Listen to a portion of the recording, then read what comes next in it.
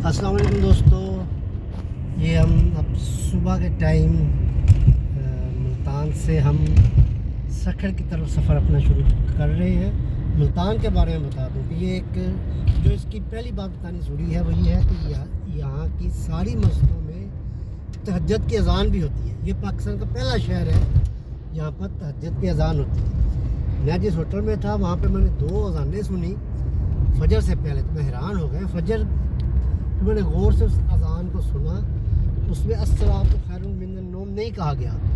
फिर मैंने बाहर गार्ड से पता किया कि यार ये कौन सी अज़ान हुई है, तो मुझे कहता है कि यहाँ पे तहज्जुद की अज़ानें होती हैं और सारी मस्जिदों में होती हैं।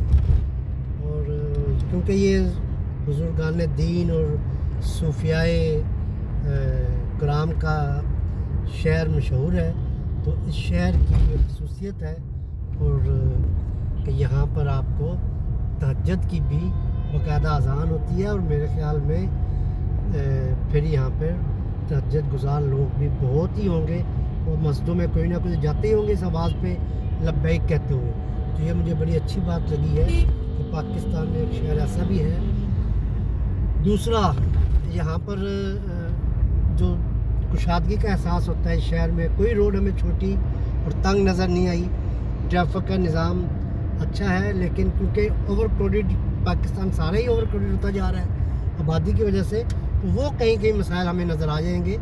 लेकिन वैसे किसी जगह भी तंगी का वो एहसास हमें नहीं हुआ।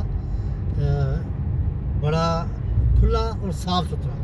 मैंने इस शहर को पहले भी 2-3 मरतबा विज़िट किया है, लेकिन सफाई का जो एहतमाम जो मुझे अब नज़र आया, मैं लाला मूसा से थ्रू आउट यहाँ तक जब आया हूँ तो मुझे जितने रास्ते में शहर मोटरवे पे जो सफ़र किया है वो सफाई से भरपूर था और किसी जगह भी हमें इरिटेशन नहीं हुई।